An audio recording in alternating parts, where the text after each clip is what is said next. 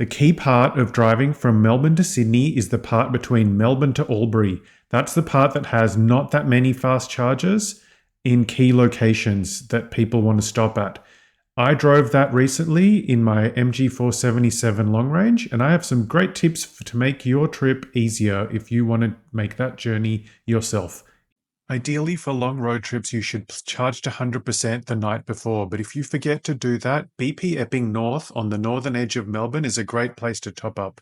Please contribute. It really helps my independent, honest journalism. I'm at Tesla Kilmore. This is an open access Tesla supercharger location about an hour's drive north of Melbourne. I've used it several times because I've found it to be the fastest, most reliable supercharger, fast charging location of all the charging network brands between Melbourne and Albury. The Victorian government really needs to invest in charger locations along this route. As an alternate option, you could use the new NRMA Wandong chargers, which are very near the Kilmore turnoff on the Hume Highway. About an hour and a half north of Melbourne, you'll find Evie Avenel. It's very popular for drivers heading north and south, so try and skip it if you can. About 2 hours driving time north of Melbourne, you'll find Chargefox Euroa. I would avoid charging here if at all possible. Everyone wants to charge and eat from the many eateries here, and the charging speed is quite slow. RACV installed new chargers here in 2024, but I think that has a grid connection issue which is causing the slowness. About 250 kilometres north of Melbourne, on either side of the motorway, you'll find BP Glenrowan North and South. They are all right options if you need to charge there. Keep an eye on the side of the road if you're the passenger in your car around Glenrowan, because there are lots of awesome solar farms.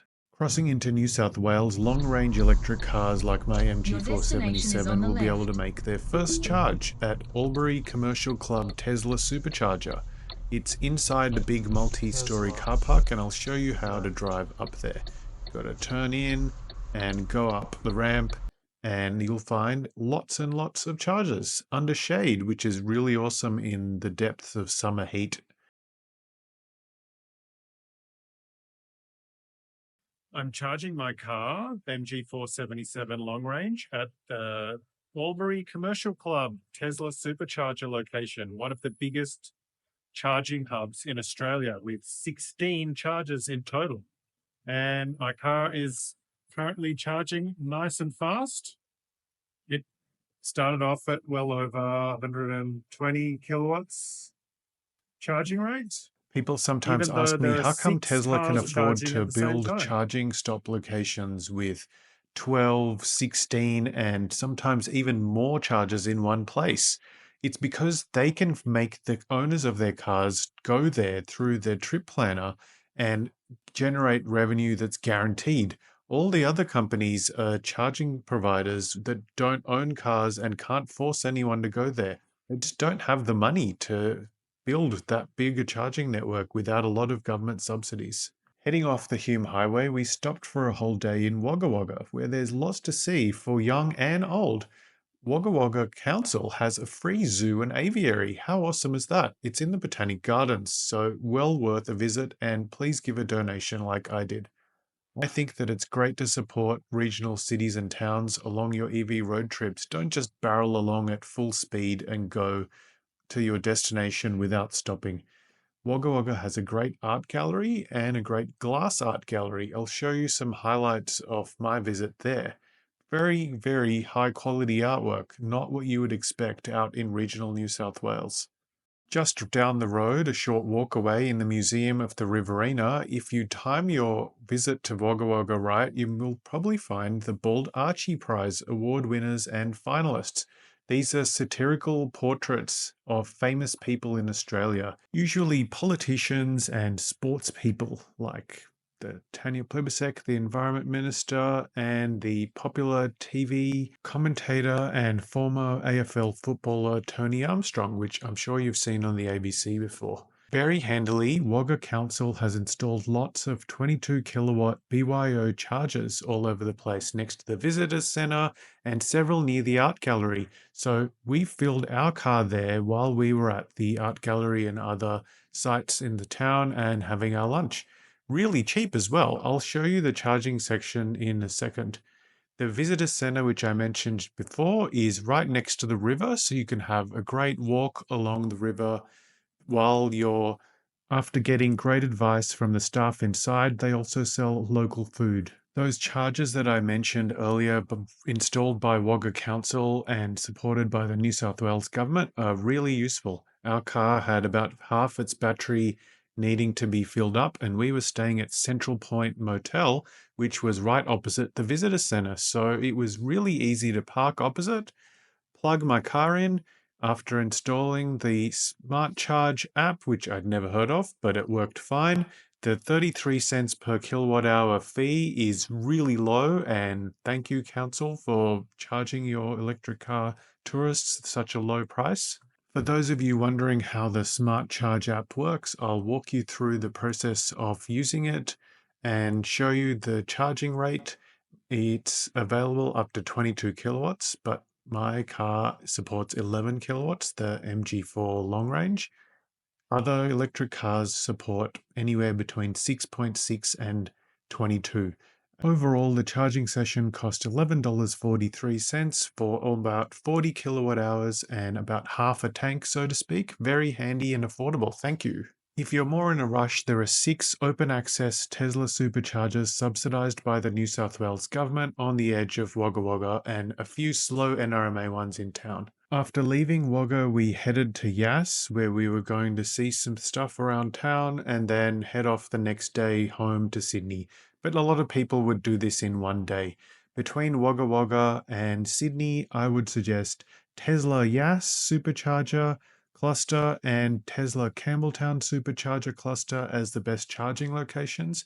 Tesla Goulburn open access supercharger, 20 of them to be precise, are about to open in early to mid 2025, which will be awesome.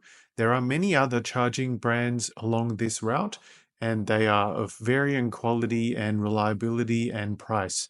Take a chance on them if you will, but I think most people who want a reliable, fast experience use the open access Tesla superchargers that I mentioned previously.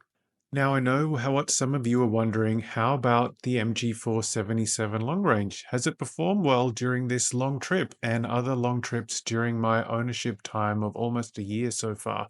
Yes, it has. Is it the world's most refined electric car? No. Does it have the fanciest software? No. Does it have lots of deluxe luxury features? No. But what it does have is a long range, a comfy seat, fast charging on DC and AC, and plenty of space for everything that we need to put in there for our family. And most importantly, it's fun to drive. I don't think you can say that about a lot of the electric cars that are on sale in Australia at the moment. Big SUVs are handy for families, but they are not fun to drive. There is no dynamic handling ability to them, and a lot of them aren't rear-wheel drive like the MG4, which gives it better control and more fun along twisty road surfaces. Since we were staying at Yass overnight, I didn't need to use a supercharger. They were all really busy, so I let other people who are in a rush use them. I used the Woolworths Chargefox chargers, which were a bit cheaper, and I wanted to try them out. I've done a separate video about those, which you can watch. About 100 kilometres south of Sydney, you'll find the Mittagong NRMA Mittagong RSL chargers, which are very interesting Illumina battery-backed chargers. Worth a use if you need to have a big lunch while you wait to charge. And there's also EV chargers, fast chargers nearby, which are quite handy at a local shopping mall. All good electric road trips have to end eventually, but here are the efficiency stats so you can see what the MG4 77, how it went from Melbourne to Sydney via Wagga Wagga. It was 957 kilometres with an average efficiency of 16.2 kilowatt hours per 100 kilometres. Very good, I think, generally speaking, for a car of this size and weight. And then we started planning the next EV road trip just after Easter from Sydney to near the Queensland border and back in a media-loan Kia EV5. Keep an eye out for that trip coming up real soon.